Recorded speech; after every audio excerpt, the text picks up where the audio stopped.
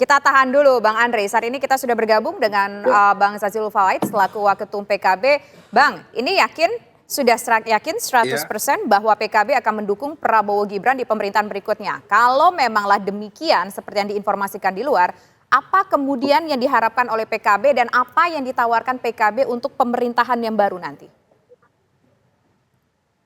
Pertama, PKB bersyukur proses demokrasi pemilu berjalan secara aman, lancar, dan semuanya harus berdasar pada konstitusi. Tidak mau-maunya partai atau orang per orang, tapi konstitusi. Nah, ketika aturan dan konstitusi sudah memberikan mandat kepada Pak Prabowo melalui KPU dengan proses MK dan semuanya, maka selesailah pemilu dan PKB tentu ingin mentradisikan setelah pemilu kondisi kembali sejuk.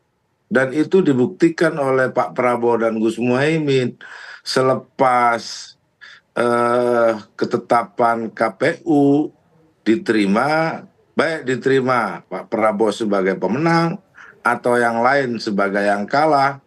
Pak Anies, Pak Muhaimin juga hadir di situ, semua diterima. Itu artinya demokrasi itu harus taat dan patuh pada konstitusi. Dan alhamdulillah dari proses kemarin, menurut saya apa yang dilakukan oleh PKB dan Gus Muhaimin, kita ini pemenang, tapi nggak lengkap, kira-kira begitu. Di Pileg, suara PKB alhamdulillah naik drastis, namun memang di Pilpres kita belum berhasil. Jadi selalu begitulah di dalam proses demokrasi. Oleh sebab itu tahapan ini sudah selesai dan hari ini kita masuk pada era baru, kerja-kerja baru, dan sudah ditetapkan presiden terpilih adalah Pak Prabowo Subianto. Ya, Pak Zazilul, pertanyaannya, baik, maaf, saya potong Pak Zazilul. Pertanyaannya tadi belum terjawab.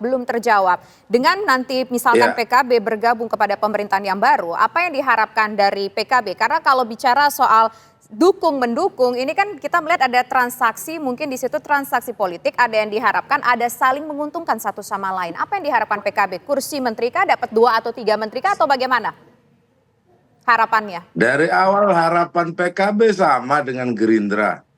Dari awal kami kan juga pernah berkomunikasi sebelumnya bersama sahabat saya Pak Andre, dan kemudian terjadi fakta integritas di Sentul.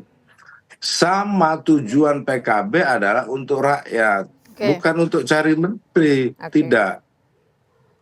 Bukan juga untuk cari presiden dan wakil presiden, bukan itu. Tujuan utama adalah rakyat, bahwa ikhtiar ini belum berhasil.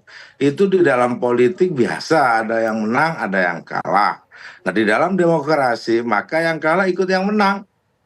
Jadi sebenarnya itu konsep demokrasi itu seperti itu. Namun kalau ditanya apakah ini koalisi atau bersama pemerintah atau di luar pemerintah, tentu mbok ya sabar dulu, kita lihat tahapannya. Hari ini Pak Prabowo adalah presiden terpilih.